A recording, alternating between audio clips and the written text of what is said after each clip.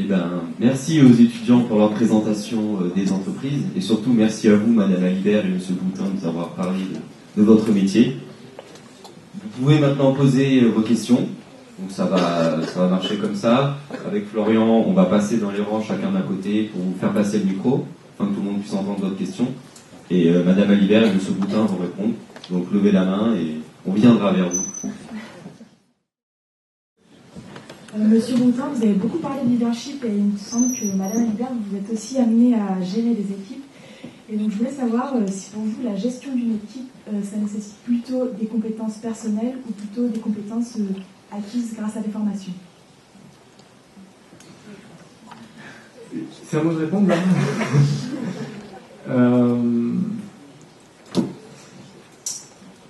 Moi je crois beaucoup à l'inné. Il y a des gens qui sont faits pour manager, alors je sais pas, je pense que ce mot manageant va disparaître. Je sais pas si c'est vraiment pour conduire des gens. Hein, c'est-à-dire que pour donner envie aux autres de nous suivre. Je voulais juste rajouter il y a peut-être un attrait avec la réussite, je sais pas, par rapport à la question. Et la réussite, pour moi, c'est un triptyque. Parce que je viens de parler du talent. Il y a bien sûr, et là, je ne vais pas parler de formation. Voilà. C'est un triptyque entre le travail, et il faut que vous travaillez. Quand vous êtes chez Techleco, il faut travailler, parce que c'est... Je connais pas de gens qui ne travaillent pas et qui réussissent. Donc il faut travailler. Le deuxième, c'est le talent. Il faut avoir et tout le monde, alors il y a des gens qui sont très talentueux, mais tout le monde a du talent. Et ça, c'est important de se dire, quelque part, j'ai du talent. Quelque part. Des fois, on ne sait pas, mais voilà. Et puis, la troisième chose qui permet la réussite, c'est la chance. Et voilà. Donc, et une réussite professionnelle, c'est le triptyque. Chance, talent, travail. On a pu voir que Schneider Electric était un grand groupe présent à l'étranger. Moi, je voudrais savoir, Monsieur Boutin, s'il vous est possible d'occuper un même poste que votre poste actuel, mais à l'étranger. Ouais. C'est le problème des questions fermées. Hein. Dans le commerce, ouais. D'accord. Non, mais je plaisantais juste là. Je te taquine, mais en fait, bien sûr que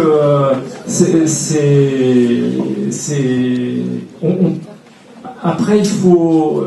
Tout dépend de la vie personnelle. Il y a des gens qui sont attachés personnellement, familialement, amoureusement, etc. À la France, donc ils ne disent pas la France. Il y en a d'autres qui ont envie de voyager et qui peuvent occuper le même poste en UK, aux US, en Chine. Plein de gens vont en Chine en ce moment. Voilà. Non, mais au contraire, c'est bien de voyager. Alors, ce qui est important également, c'est que entre fonctions similaires, on se rencontre entre nous. C'est-à-dire qu'en fait, on a des séminaires chaque année où on partage avec mon homologue chinois, américain, anglais, suédois. Voilà. Et ça, c'est intéressant parce que les marchés et puis le comportement également des Asiatiques, par exemple, est différent du nôtre. Et on apprend plein de choses d'un point de vue comportement. Et puis d'un point de vue job, business, on apprend également plein de choses. Parce que, en fait, c'est ce que je disais tout à l'heure, plus on est connecté aux autres, plus on capte. On capte du savoir-faire et du savoir-être également.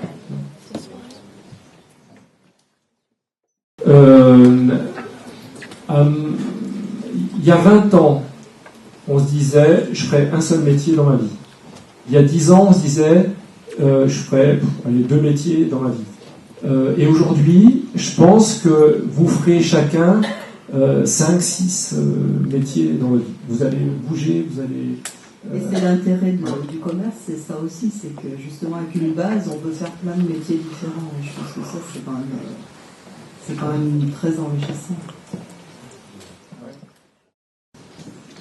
En ce qui concerne l'activité de votre groupe à l'international, chacun de vos groupes, est-ce qu'il y a des nouveaux marchés qui s'offrent à vous? Je pense notamment aux pays émergents comme le Brésil, la Chine ou l'Inde, des pays comme ça. Est-ce qu'il y a des nouveaux marchés là qui vous offrent de nouvelles possibilités de développement?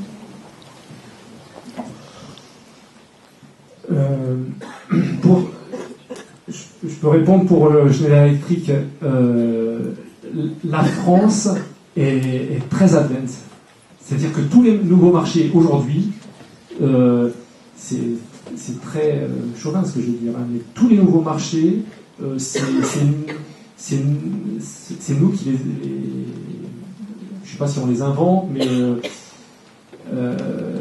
les États-Unis aussi sont enfin dans certains domaines. Ils peuvent être très américains, j'espère, très archaïques dans certains trucs. Par contre, ils sont très advanced sur certains trucs. Mais les Français, on est vraiment à la pointe de l'innovation, de nouveaux business, aller en Asie, en Chine. Ils font ce qu'on faisait il y a quelques années. Hein. Alors, ils vont très vite. C'est-à-dire que la croissance, elle est à 2 chiffres. Ça va très très vite. Mais sur des domaines que je connais pas, je sais pas, sur le véhicule électrique, je sais pas où ils en sont, mais la France, je trouve qu'on est très très en point. Alors cette question, elle est donc pour vous deux. Est-ce que votre vie professionnelle empiète sur votre temps libre? Est-ce que vous arrivez à combiner les deux ou Madame Alibert, vous avez dit que vous organisez vous-même votre emploi du temps, donc c'est peut-être plus facile pour vous. Mais pour Monsieur Boutin, je ne sais pas. Moi, je pense que l'avantage de cette liberté d'organisation, c'est aussi son inconvénient. C'est-à-dire qu'en fait, oui, des fois, on peut faire des journées de 14 heures où on peut partir plusieurs jours et on peut donc être amené à faire des choses comme ça. Et puis on peut aussi prendre du temps au niveau personnel s'il y a un besoin qui se présente à un moment donné, parce qu'on n'est pas on n'a pas d'horaire quand on fait du commerce, il n'y a pas d'heure. Quand on commence pas à telle heure, on finit pas à telle heure. On n'est plus du tout dans cette notion-là du temps. On est dans une notion de choses, d'un certain nombre de choses à faire, d'un certain nombre d'objectifs, et puis on s'adapte aussi à la disponibilité des clients, à la disponibilité des confrères, à la disponibilité des... Voilà. Donc, c'est pas... Moi, personnellement, j'aime cette organisation et j'aime ce fonctionnement. Ça correspond. Ça me correspond. Non, je ne me sens pas contrainte par rapport à ma vie personnelle par l'organisation professionnelle.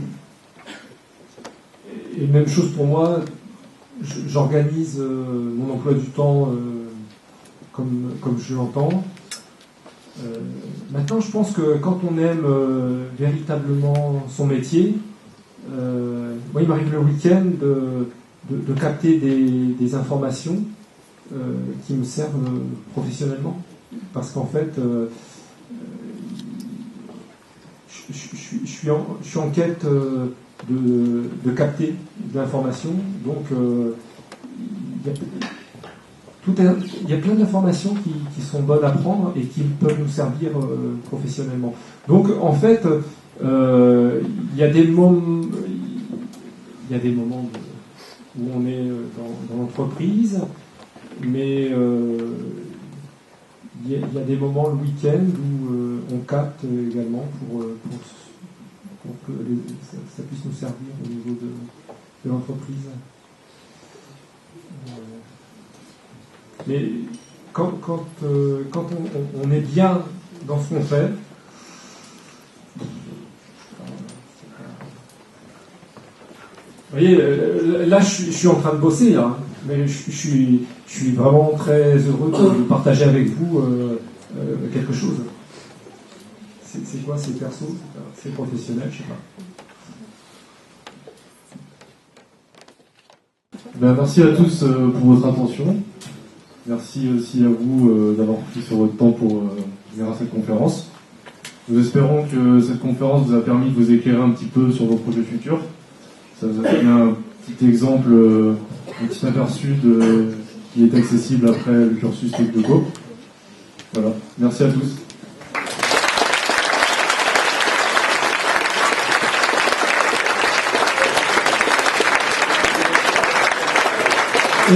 Eh bien, merci à vous, surtout. Merci à vous d'avoir écouté. Je vous ai saluté pour les bâillements, mais c'est des gentils. Franchement, c'est des gentils. Et puis merci pour les gens qui ont organisé, c'était bien organisé.